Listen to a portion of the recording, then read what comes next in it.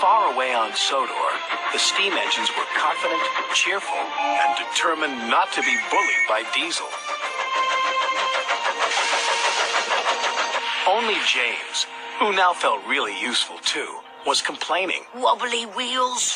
Puffy pistons. Thomas, I should have collected Mr. Conductor.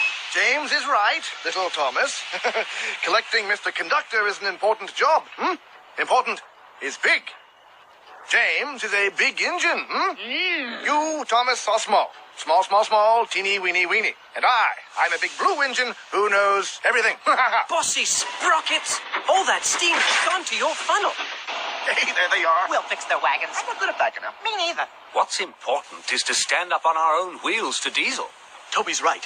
Diesel knows that the lost engine in the legend really exists. What engine? What legend? Of an engine whose magic makes her more powerful than Diesel will ever be.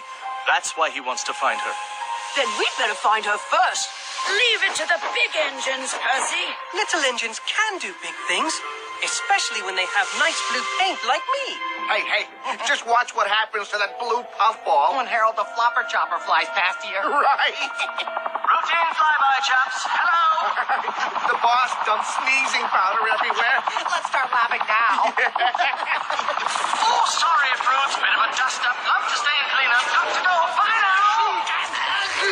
Did you mean to look like that? No. Neither did I. This must be Diesel's doing. Choo! Choo!